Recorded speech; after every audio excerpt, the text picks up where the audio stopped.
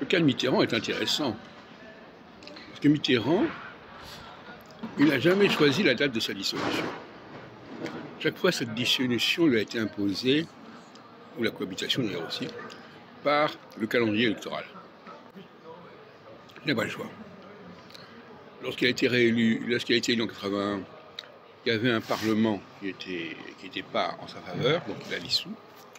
En 86, il y avait des élections législatives, au bout de 5 ans. Donc il a dissous aussi, il a été obligé d'accepter la cohabitation avec Chirac. En 88, il a été réélu, mais il a dissous parce que la cohabitation avait donné une majorité qui lui était contraire.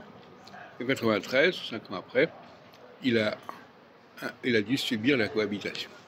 Donc voilà quelqu'un qui n'a jamais pu déterminer par lui-même le calendrier de la cohabitation, ni le calendrier de la dissolution. La différence de Chirac et de Macron.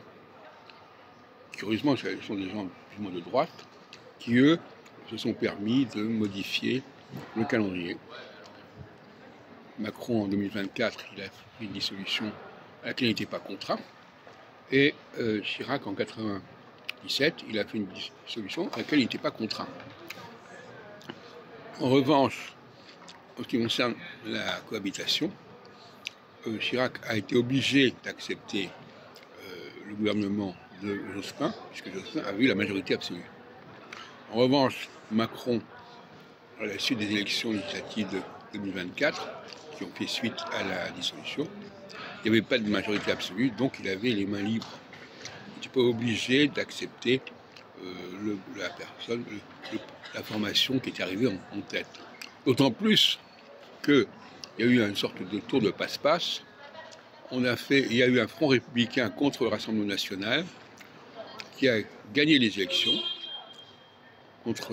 Et puis, tout d'un coup, LFI a décidé qu'eux, ils avaient gagné les élections et que Macron avait perdu. Alors qu'en réalité, il avait joué le même jeu que LFI. Et on ne voit pas comment on peut avoir des compétitions au sein d'une même coalition. Donc ça ne paraît pas normal. Et je terminerai en disant que astrologiquement, ou statistiquement si on préfère, les dates de dissolution et de cohabitation ne font pas forcément sens, puisqu'elles ne sont pas déterminées par les astres, mais déterminées par le calendrier. Et ça pose un calendrier électoral. Et ça pose le problème, à savoir qu'il y a une pollution du processus de l'influence des astres par le processus constitutionnel. Le processus constitutionnel fausse considérablement le calendrier astrologique. Il faut le savoir.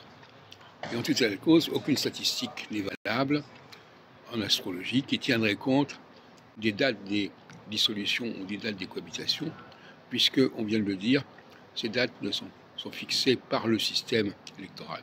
Alors à ce moment-là, je voudrais terminer en disant que, apparemment, pour la gauche, alors, on va distinguer entre ceux qui sacralisent les constitutions,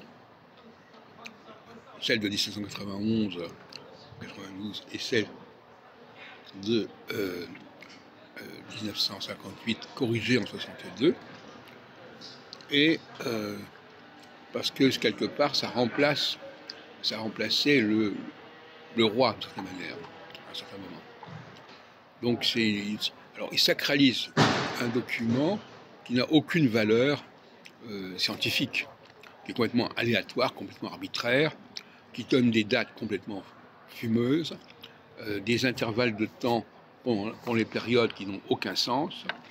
Et en plus, la condition de 58 a été corrigée en 62 de façon complètement aberrante. Et d'ailleurs, en 62, le Parlement a voté une motion de censure contre le gouvernement Pompidou de Gaulle parce qu'il ne refusait cette réforme constitutionnelle qui aboutissait à l'élection du président public au suffrage universel.